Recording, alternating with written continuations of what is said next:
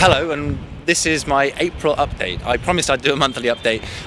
You saw my thank you video I put last month on the website, and this is the first update since I've been elected.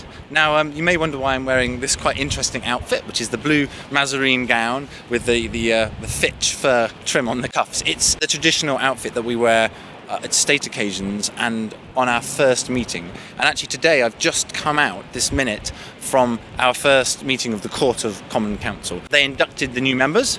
There's about 20 of us and we're paraded in. The Lord Mayor receives us. We are gowned, then we sit, and then we carry out the duties of the local authority. And very unusually there was a division, which means we split into two groups and vote aye or nay, in favour or against the motion. That doesn't happen very often, and it's actually really healthy that there are different opinions.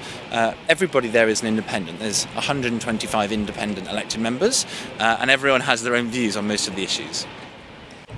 Since my last blog message, you may remember I talked about a few issues that local residents and workers raised with me.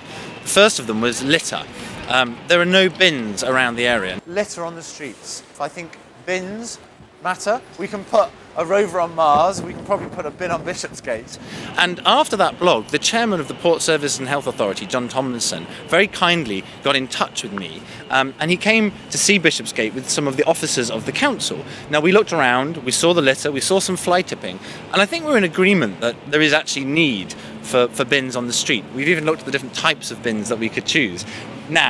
We now have to make the business case to the city, and we have to make the business case to Transport for London, who actually run Bishopsgate, which is the A10. So it's a slightly complicated issue. There are costs and benefits that we have to consider, but I'm pushing on it, and, you know, with some luck, we may get there too.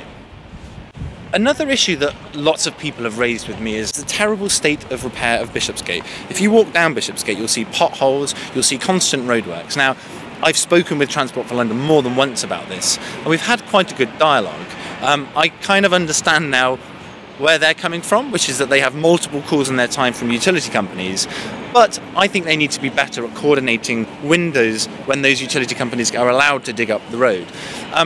There's also a need for this road to be resurfaced. Now, Transport for London haven't committed to doing this, but there is an opportunity later in the year when the works finish, and I'm going to be pressing for Transport for London to commit to resurfacing Bishopsgate. Other issues that I've been looking at include the registration of the business worker votes. I think the process of registering them can be done better.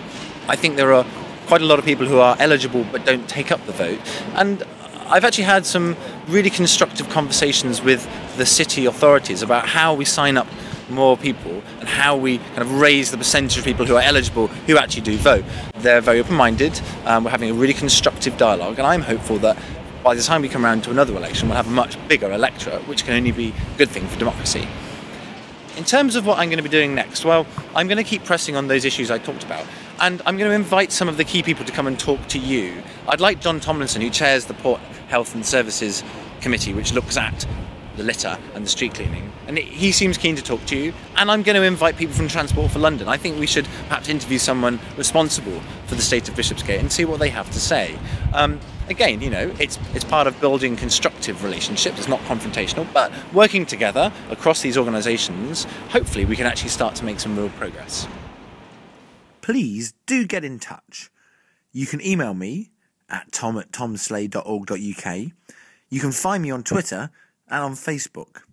And better still, you can leave a video message on this blog and share your thoughts and your ideas with everyone. Thanks a lot. See you next time.